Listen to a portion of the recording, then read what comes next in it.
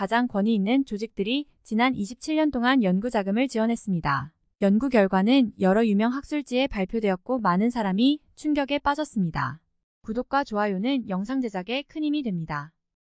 인도의 과학자들은 쥐를 두 집단으로 나누어 연구했는데 한 집단에는 암을 일으키는 아플라톡신이라는 발암물질을 투여한 다음 단백질을 20% 함유한 먹이를 주었습니다. 서구인이 섭취하는 단백질량과 거의 동일한 수준이었습니다. 또 다른 집단에는 같은 양의 발암물질을 투여하고 단백질을 5%만 함유한 먹이를 주었습니다. 놀랍게도 단백질을 20% 함유한 먹이를 먹은 쥐는 한 마리도 빼놓지 않고 모두 간암에 걸렸지만 단백질을 5%만 섭취한 쥐는 단 한 마리도 간암에 걸리지 않았습니다. 이는 영양소가 화학적인 발암물질, 심지어 아주 강력한 발암물질까지도 억제한다는 의심의 여지가 없는 확실한 결과였습니다.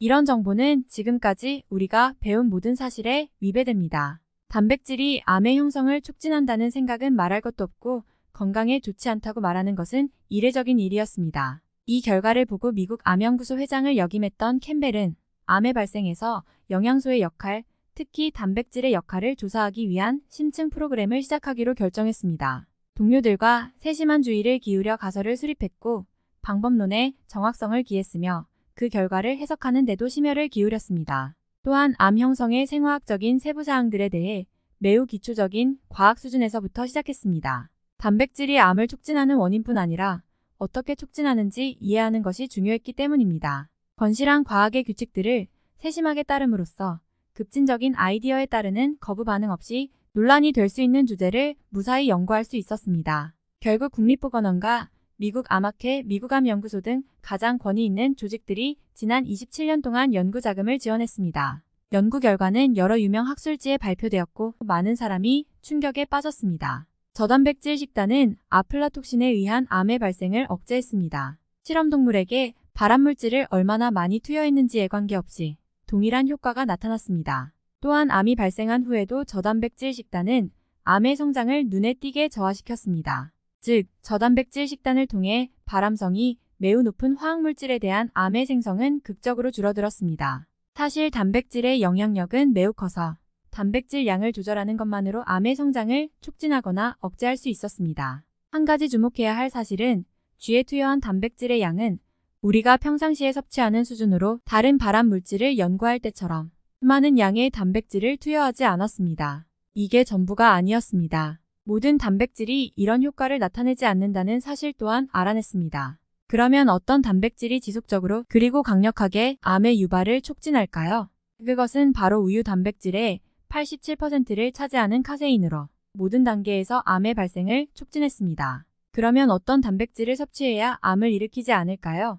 그것은 밀이나 콩에서 얻는 식물성 단백질이었습니다. 그림이 구체화되면서 캠벨은 자신이 소중히 품고 있던 믿음이 산산조각 나기 시작했습니다. 동물 실험 연구는 거기에서 끝나지 않았습니다. 당시에는 인간을 대상으로 한 생의학 연구 역사상 유례가 없을 정도로 포괄적인 식습관과 생활 방식, 그에 따른 질병 연구가 시작되었습니다. 코넬대, 옥스퍼드대, 중국 예방의학 아카데미가 공동으로 참여한 대규모 프로젝트였습니다. 뉴욕타임스는 이 연구 프로젝트를 역학의 그랑프리라고 했습니다. 이 프로젝트는 중국 농촌 지역과 타이완에서 질병과 식습관 생활 방식의 다양한 요소들을 광범위하게 조사하는 것이었습니다. 중국 연구로 잘 알려진 이 프로젝트는 결국 다양한 식습관과 질병 사이에 8,000가지 이상의 통계적으로 의미 있는 연관성을 찾아냈습니다. 이 프로젝트가 더욱 의미 있는 것은 식생활과 질병 사이에서 발견된 수많은 연관성이 같은 결과를 보여준다는 점이었습니다. 즉, 동물성 식품을 많이 먹은 사람은 만성질환에도 자주 걸렸습니다. 심지어 동물성 식품을 적게 섭취한 사람도 나쁜 영향을 받는 것으로 나타났습니다. 반면 식물성 식품을 많이 섭취한 사람은 건강하고 만성질환에도 강한 저항력을 보였습니다. 이런 결과는 매우 중요합니다. 동물성 단백질의 영향에 대한 초기 동물 실험 연구에서부터 인간을 대상으로 한 식생활 형태에 따른 대규모 연구에 이르기까지 모든 연구 결과는 일관성 있게 나타났습니다. 초기 발암물질 노출량과는 상관없이 단지 단백질 수준을 변화시키는 것만으로 스위치를 켜고 끄는 것처럼 암의 성장을 조절할 수 있었습니다. 이때 암을 촉진하는 요소는 우유 단백질이었습니다. 동료들은 단백질이 암을 성장시킨다는 생각을 쉽게 받아들이지 못했습니다. 게다가 우유 단백질이 그렇다니요? 여러분은 어떻게 생각하시나요? 영상이 조금이라도 도움이 되셨다면 구독과 좋아요 버튼을 눌러주세요.